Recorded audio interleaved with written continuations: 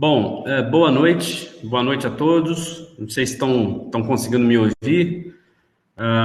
Qualquer coisa, é só sinalizar aí no chat. Me senti muito honrado pelo convite aí da Cândido Mendes. Quero parabenizar a Fabi pelo evento.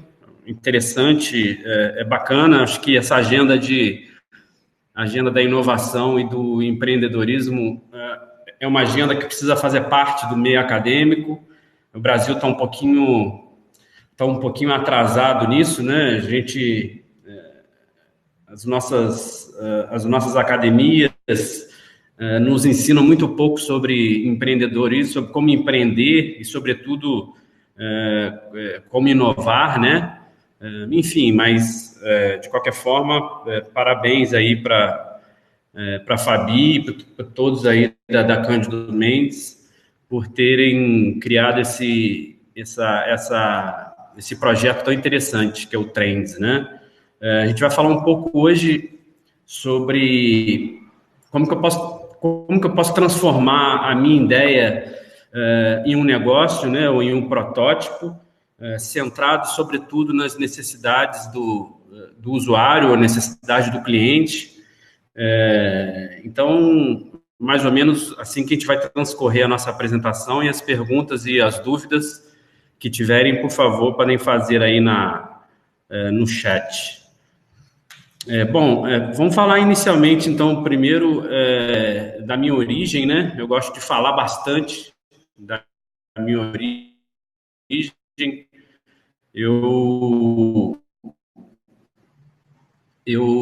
A gente está fazendo uma ligação aqui, na verdade, de Campos, Porto Velho, né? Amazônia. Eu estou aqui na Amazônia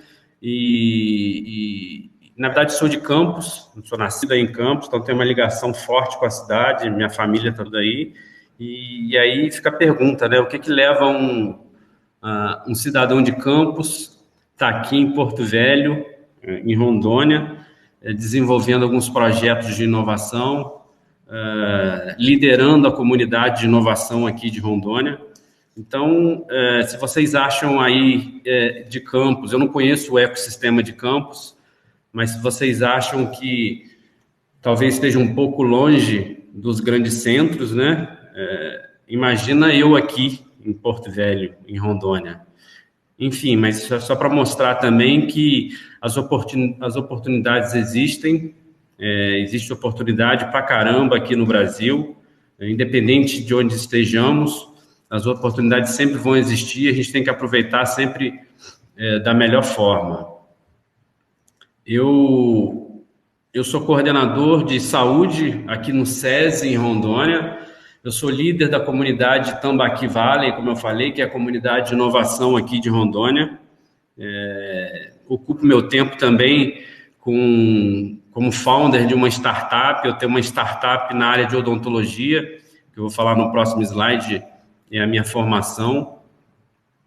Eu sou também embaixador do Connect Startup Brasil, que é um programa do governo federal de estímulo e de financiamento às startups. Eu me formei em odontologia, aí na Faculdade de Odontologia de Campos, lá em 1997. Me especializei também na Faculdade de Odontologia de Campos. Eu tenho um MBA em Gestão de Programas de Promoção da Saúde e um MBA de Liderança, Inovação e Gestão. Eu gosto de falar e começar falando da minha formação justamente para mostrar que tudo que eu faço hoje na área da inovação, pouco eu aprendi na faculdade, né? Todas as competências necessárias para que a gente possa empreender e possa estar à frente de projetos de inovação, a gente aprende, via de regra, fora da faculdade. E como a gente está num evento na Cândido Mendes, que é um evento acadêmico, eu gosto de dizer também que o nosso aprendizado é contínuo, né? Eu gosto muito do conceito de educação continuada. A gente tem que estar aprendendo sempre. Quem pensa que vai sair da faculdade, vai se formar e vai e vai estar com o problema resolvido, eu acho que está um pouco enganado. Hoje, com as competências necessárias no mundo atual, a gente precisa estar se aperfeiçoando sempre ao longo da vida, né? Eu gosto muito desse conceito, que é o conceito de lifelong learning, né? Que é o aprendizado ao longo da vida. A única maneira de enfrentar os desafios constantes desse mundo em transformação é a gente estar aprendendo sempre, aprendendo todo dia. O aprendizado nunca acaba. A gente precisa aprender sempre, porque o mundo está mudando e a gente precisa acompanhar essas mudanças também, né? Que estão acontecendo. Esse slide eu roubei do professor Gil Giardelli, que foi meu professor também. O Gil diz aí e nos ensina que essas são algumas competências que a gente precisa ter na era atual, né? As competências do século XXI, que ele chama de AI Economy, economia da inteligência artificial, ou a chamada nova economia, né? A gente precisa ter transdisciplinaridade, a gente precisa trabalhar sempre multidisciplinarmente, né? Sempre, ninguém inova sozinho, ninguém faz nada sozinho. A gente precisa aprender rápido e aprender cada vez mais, como eu falei, o aprendizado é diário. A gente precisa ter uma visão e um mindset digital sempre. A gente está passando por uma revolução digital, tudo está mudando, a maneira de fazer negócio mudou, a maneira de resolver problemas também mudou, e a gente precisa acompanhar isso. A colaboração sempre é global e virtual. A gente está fazendo aqui agora, esse é um exemplo de colaboração virtual. Enfim, novas alfabetizações, a gente nunca sabe nada, quer dizer, a gente nunca sabe tudo, a gente está sempre reaprendendo, né? Existe aquele conceito também de desaprender, reaprender, então isso é importante também. E a gente tem que ter sempre o pensamento de design, né? Que é o pensamento de resolver problemas. Então, o mundo mudou, essas competências a gente não aprende na faculdade, a gente tem que aprender e adquirir essas competências no dia a dia e fora da faculdade.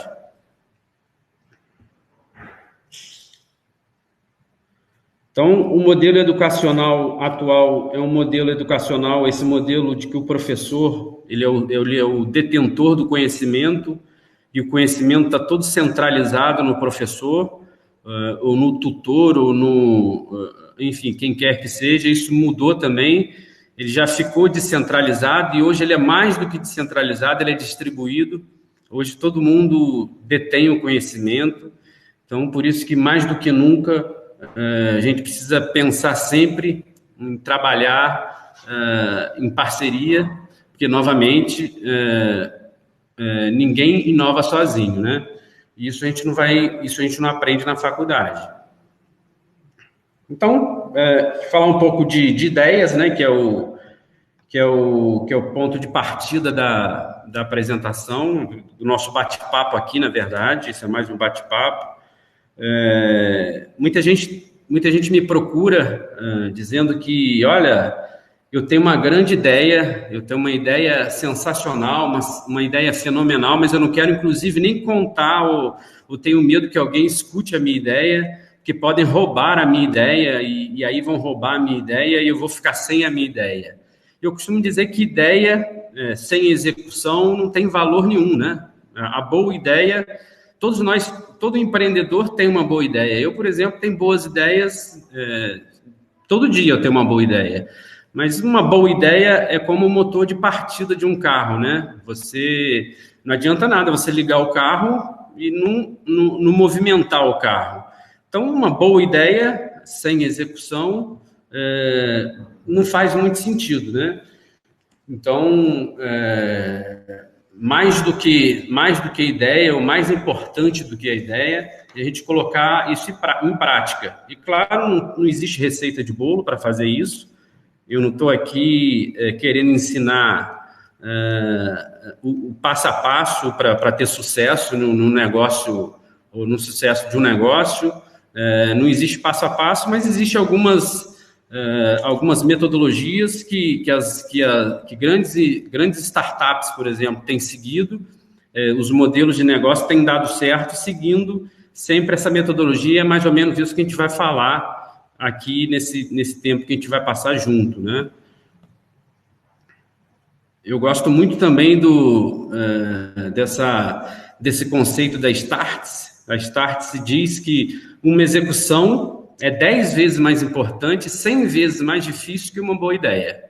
Então, se você acha que você tem uma boa ideia, saiba que uma execução é muito mais importante do que essa boa ideia sua, e pior do que isso, colocar essa boa ideia na prática é muito mais difícil. Então, o caminho do empreendedor não é um caminho fácil. Eu acho que existe... Eu vi a colega Vanessa falando na apresentação dela sobre blockchain. Tem muito hype em cima de blockchain, em cima de inovação, em cima de startups. As pessoas acham que vão criar uma startup porque tem uma boa ideia e vão ganhar dinheiro 2, 3 meses depois vão ficar milionário. Então, eu acho que tem muito hype em cima disso, né? Acho que entre a sua ideia, entre você colocar a sua ideia em prática, criar uma solução e testar e colocar a sua startup para começar a rodar, existe um longo caminho, um caminho longo, é difícil, mas que é possível. A gente só não pode achar que é tudo muito fácil, porque está na moda, a gente vai criar a nossa startup hoje, daqui a 2 meses a gente vai estar ganhando dinheiro. Não é assim que funciona. A gente vai falar, então, partindo da ideia. Ok, eu tenho uma ideia e como que eu consigo transformar essa ideia em um negócio e um negócio que seja exponencial, né? Negócio exponencial é aquele negócio que cresce numa curva não linear, né? O negócio exponencial ele não é linear de 2 para 4, de 4 para 8, de 8 para 16. O negócio exponencial cresce de 2 para 15, de 15 para 100, de 100 para 1.000, de 1.000 para 10 milhões. Então, é um negócio que cresce muito rápido, que, de novo, não existe receita de bolo para criar um negócio desse, não é fácil. Se fosse fácil, todo mundo tinha um, mas existe um passo a passo que você deve partir da ideia que você tem, ou do problema que você quer resolver, ou do dilema que você encontra, ou do desafio que você encontra, seja na sua empresa, seja na sociedade, no meio que você vive, na sua profissão. Enfim, você parte de uma ideia para chegar num negócio exponencial.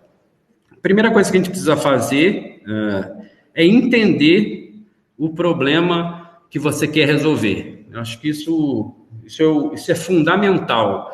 Se eu tivesse que apostar as minhas fichas em etapas de uma formação de um negócio, eu apostaria as minhas fichas nessa primeira etapa. Entender o problema é o mais importante de tudo. Eu acredito que a gente deve gastar nossas energias aqui. É nessa fase que a gente precisa gastar energia. Porque se eu não entendo muito bem o problema, lá na frente eu vou criar uma solução que de repente ninguém vai querer comprar, porque eu acho que ela vai resolver um problema, que eu não sei direito qual o problema que que eu não procurei entender o problema. Então, é aquele negócio que nasce e ninguém usa, ninguém compra, ninguém quer. Então, essa primeira fase, que é a fase de entender o problema, é a fase fundamental, e é nessa fase que a gente precisa estar do lado de quem passa pelo problema, né? Do usuário, do cliente, enfim. Essa é a fase mais importante da criação de um negócio. Nessa primeira fase, a gente precisa mergulhar no problema. Muitas vezes, o ser humano ele tem a tendência de achar que ele conhece o problema porque ele passou por aquilo, então ele já sabe o que é. Então, ele acha que não precisa fazer pesquisa, ele acha que não precisa perguntar para quem passa por aquele problema, porque ele tem certeza que a resposta é aquela, ele tem certeza que o problema é aquele. Então, a gente aprende muito nessa fase que a gente precisa mergulhar no problema, independente do nível de conhecimento do problema que eu tenho que estar do lado do usuário, do lado do cliente, porque é ele que passa pelo problema e ele entende do problema mais do que todos nós. Então, a gente precisa dar muita atenção nessa fase e mergulhar exatamente no problema para procurar entender esse problema e vasculhar esse problema para que a minha solução lá no final dê fit nesse problema que eu trabalhei aqui no início. Então, se eu pudesse dar uma dica aí para vocês, prestem muita atenção nessa primeira fase do desenvolvimento de um negócio, né? Esquece da solução agora. Nessa fase, a gente precisa focar única e exclusivamente no problema e de quem passa também por esse problema, né? Porque eu não entendo do problema. Costumo dizer que o empreendedor não entende do problema. Quem entende do problema é o cliente. O empreendedor entende da solução. Do problema, o empreendedor não entende. Então, a gente tem que partir dessa premissa. A segunda fase desse passo a passo, vamos dizer assim, né? Isso tudo foi tirado, essas etapas foram tiradas da metodologia do Design Sprints, que é uma metodologia da Google Ventures, né? Eles aplicam muito lá para criar soluções a partir de um problema. Então, essas etapas a gente sempre busca dessa metodologia da Google, que é o Design Sprints. Então, a segunda etapa é desconstruir o problema. De novo, vamos entender, ou vamos tentar racionalizar que aquele problema eu não entendo. Quem entende é o cliente, então eu preciso desconstruir tudo que eu tenho pré-concebido sobre aquele problema, né? Então, essa fase também é uma fase interessante. Percebam que a gente não está falando de solução agora, a gente está gastando a nossa energia, como eu falei, no problema. E nessa segunda fase, é uma fase que a gente faz a chamada ideação reversa. Eu procuro explicar a ideação reversa, que a gente faz a ideação do fim para o começo. Então, vamos tentar enxergar lá no fim do processo, lá no fim da jornada do cliente, o que pode dar errado lá no final da jornada do cliente, que a gente pode tratar aqui, para que a gente acenda um sinal de alerta aqui e já saiba que esse tipo de coisa não vai poder acontecer. Então, essa fase, a fase de desconstrução, a gente costuma fazer a metodologia da ideação reversa. A gente busca a jornada do cliente e trabalha ela sempre de trás para frente. Começa a ver lá no final o que pode dar errado na sua solução, para que você coloque aquilo como uma premissa, aquilo não pode acontecer na sua solução. Então, você começando a desenvolver a solução pensando nisso, também é um grande caminho, né? Aqui, nessa fase de ideação, aqui a gente começa a pensar na solução. A gente até aqui só pensou no problema, né, de entender o problema, se aprofundar no problema, desconstruir o problema. Aqui a gente já está começando a pensar na solução. E nessa fase de ideação é uma fase importante, porque é uma fase em que normalmente a gente não cria isso sozinho, é claro. O empreendedor ele precisa estar com o time dele, precisa estar com a equipe dele, e a equipe vai passar por essa fase de ideação, e é muito importante que cada um seja ouvido. Eu acho que isso é muito importante, porque na fase de ideação vale qualquer coisa.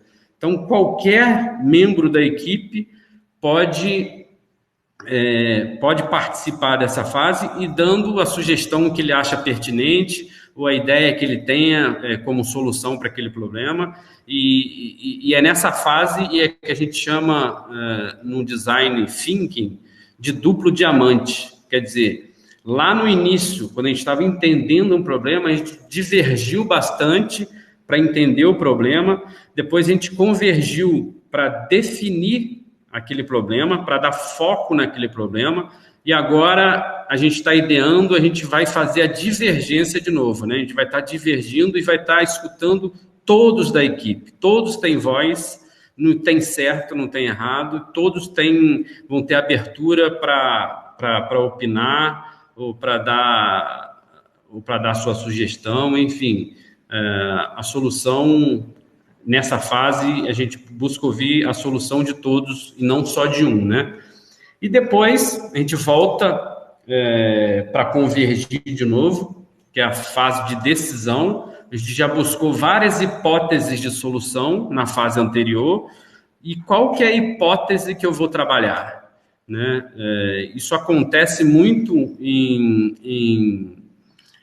no design sprints. Quando a gente está na fase de ideação, a gente tem um monte de ideia que a gente chama de hipótese de solução, né? A gente tem várias hipóteses, mas a gente não pode trabalhar com todas as hipóteses. A gente precisa decidir qual hipótese ou quais hipóteses a gente vai trabalhar. Então, essa é a fase de decisão. A gente vai decidir qual que é a hipótese de solução que a gente vai trabalhar. E nessa fase de decisão, a gente usa muito aqui também a jornada do cliente. Isso é fundamental nessa fase aqui, né? A gente tem um exemplo aqui de jornada do cliente, daquele cliente que sabe que precisa, por exemplo, isso aqui é só um exemplo, tá? O cliente... Isso acontece com todos nós, né? Todo mundo sabe que atividade física é importante, todo mundo sabe que a alimentação saudável é importante, mas ninguém faz, né? Então, para a gente começar a fazer uma academia, a gente passa por várias etapas, né? Então, aqui, a gente conseguiu desenhar as etapas desse indivíduo que precisa frequentar uma academia, precisa fazer atividade física. A primeira etapa é a etapa da conscientização. O indivíduo precisa se conscientizar e se organizar para começar a fazer aquilo. Ele precisa se equipar, comprar a roupa, comprar o tênis, escolher, né, as coisas e lá no final decidir a fazer a academia. Quando ele está fazendo a academia, ele precisa se adaptar, ele começa a observar e perceber os resultados, mas aí a gente chama da primeira queda, né? A gente está sempre... A gente faz a academia e tem sempre aquela recaída. Então, essa recaída é chamada de primeira queda aqui, e tem a segunda queda e a terceira queda, e o sujeito começa a fugir da culpa, e lá no final ele desiste de fazer a academia, depois de sucessivas quedas, né?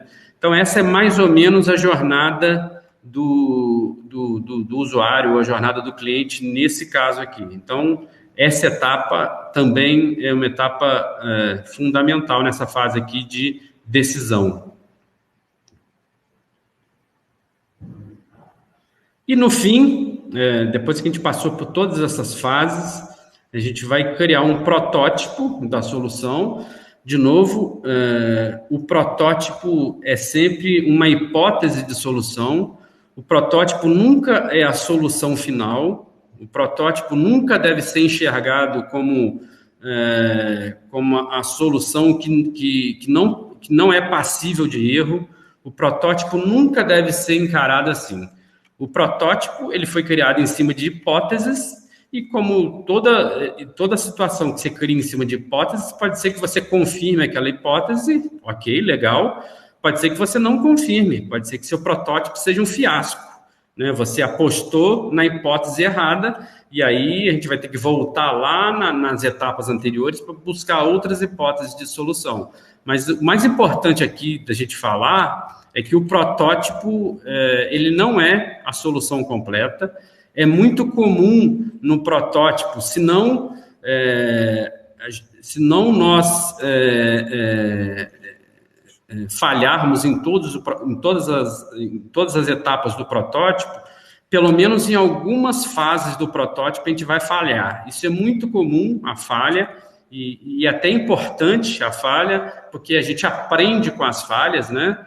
Pode ser que a gente aproveite 100% do protótipo, pode ser que a gente aproveite nada do protótipo, pode ser que a gente aproveite a metade do protótipo. É só na testagem, é só testando com o cliente que a gente vai saber se a gente acertou, se a gente está no caminho certo ou se está no caminho errado. E nesse processo de criação de soluções, a partir dessa metodologia, é muito comum você ter que retornar nas fases anteriores. Você errou aqui, você precisa voltar e está sempre voltando, fazendo as iterações que a gente chama. Você precisa voltar lá na fase anterior se você quer buscar uma outra hipótese de solução para testar, já que essa daqui, por exemplo, pode ser que não tenha dado certo. Então, é muito comum voltar nas etapas. Aqui no MVP é muito importante dizer também isso aqui, porque muita gente constrói o MVP. O MVP ele é construído em cima de vários atributos, né? Então, muita gente entende que o protótipo é uma parte da solução.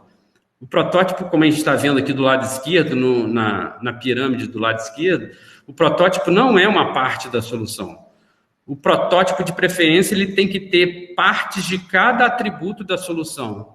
Então, esse tipo de figura ilustra bem o trabalho de protótipo, porque muitas vezes o protótipo falha porque a pessoa entende, ou o empreendedor entende, que o protótipo é só uma parte da solução, e não é.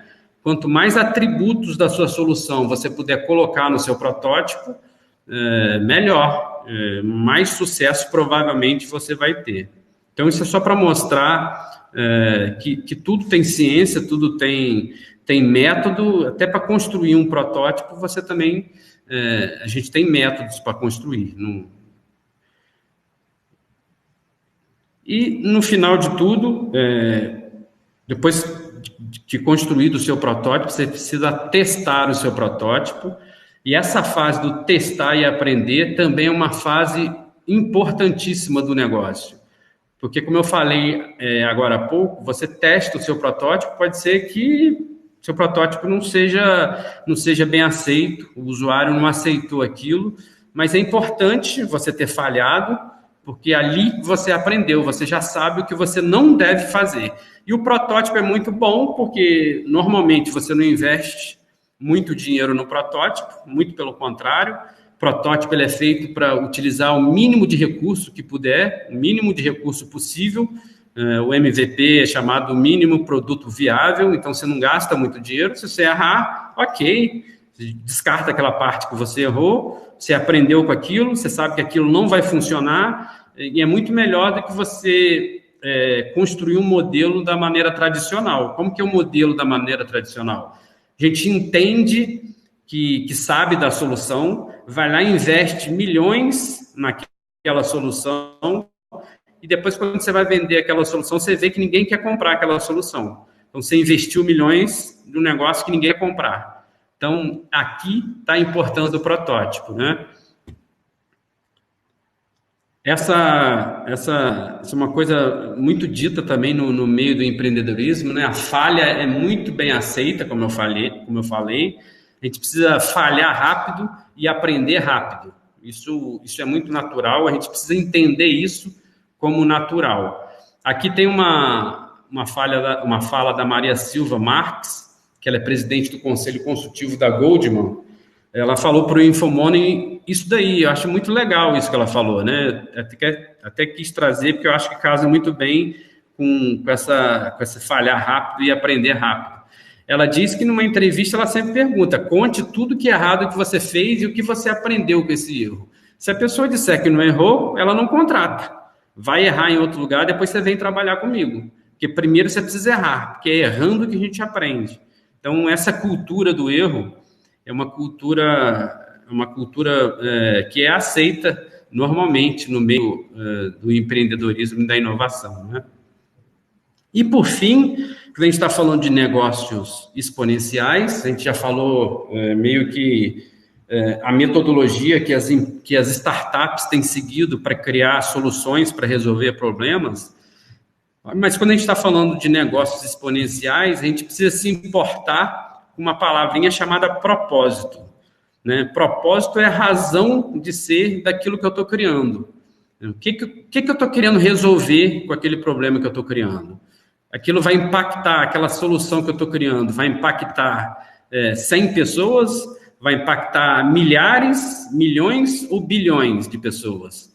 Então, qual que é a razão daquilo que eu estou criando, né? Então, Isso é o propósito, isso é o que toda startup trabalha. As empresas tradicionais, via de regra, elas trabalham com missão, visão, valores, e a palavra propósito é muito mais importante para uma startup, né? Qual que é a razão dela existir, né?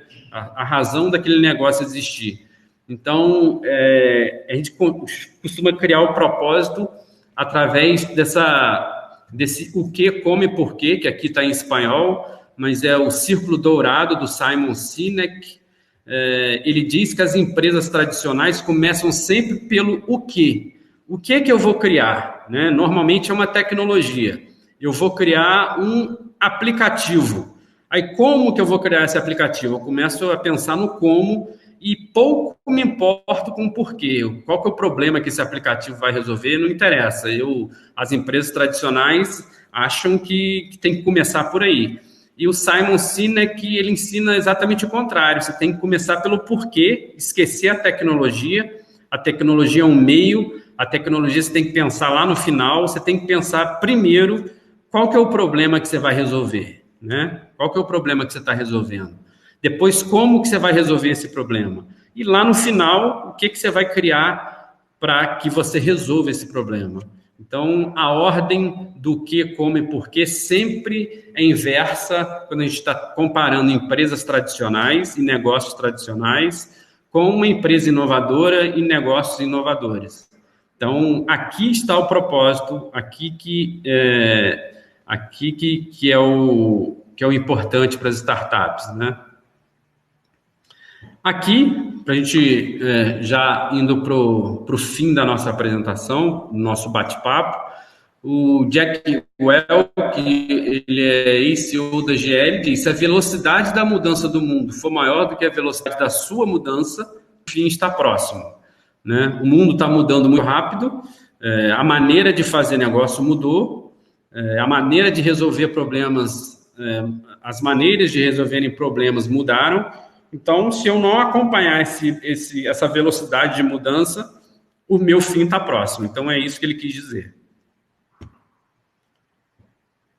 Aqui, não é o Jack Welch, é o Vitor Hugo Ribeiro, esse cara aqui. Ele diz que quem não experimenta as lentes do futuro enxerga o presente com os óculos do passado. O que eu quero dizer com isso? Se o mundo está mudando, todas as áreas estão mudando, não adianta eu querer fazer hoje o que eu aprendi na Faculdade de Odontologia de Campos lá em 1997, porque não vai funcionar.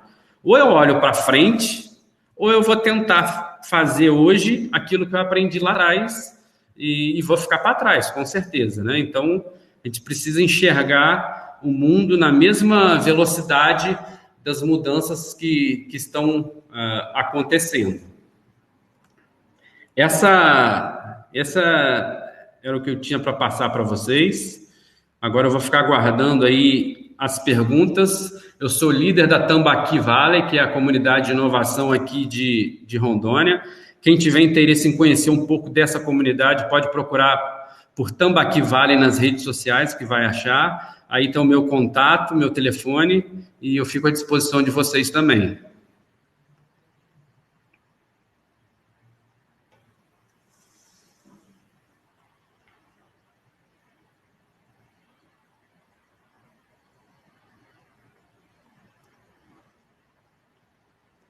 Henrique, eu vou começar a responder a sua pergunta, então.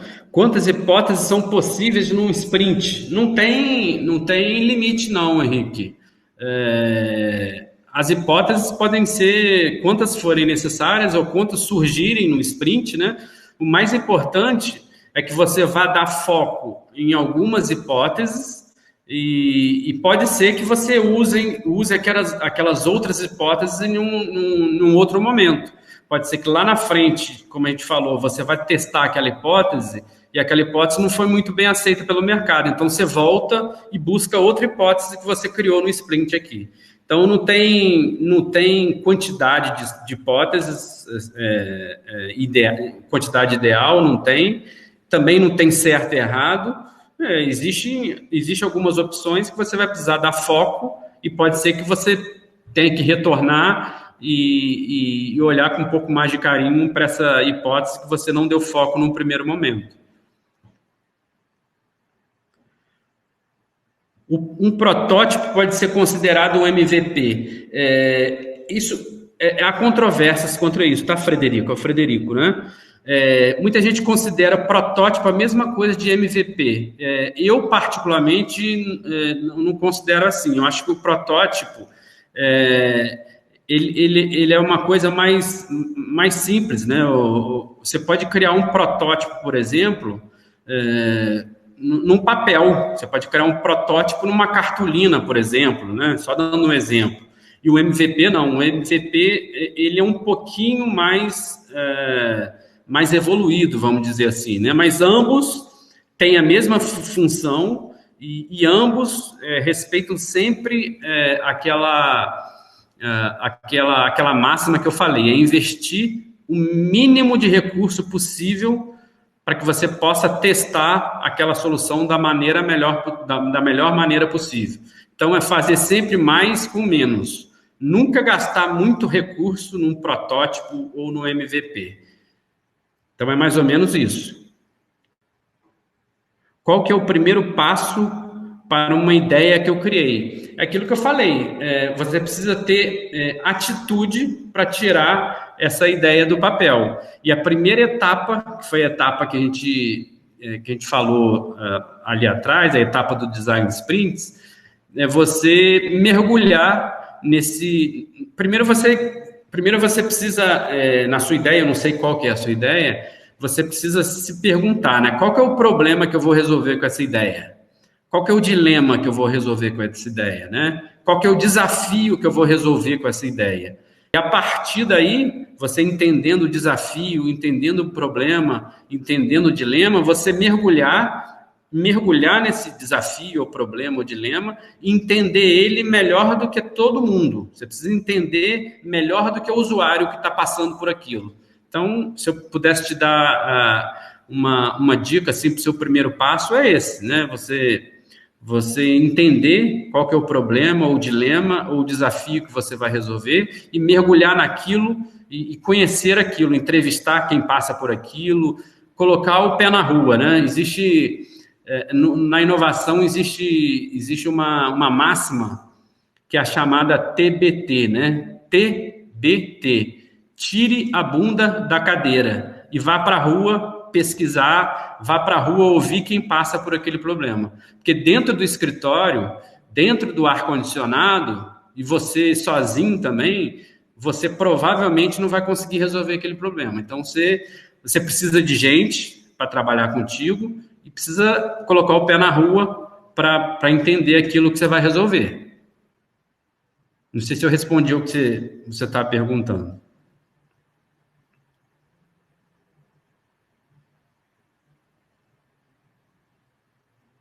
Ok, Adriana? É isso, pessoal. Mais alguém?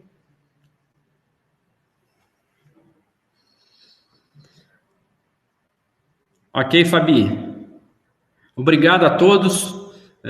Foi um prazer estar aqui com vocês e fico à disposição aqui. Sempre que precisarem, pode contar com um amigo aqui que eu faço questão de participar aí com vocês, tá bom? Grande abraço aí a todos e boa noite.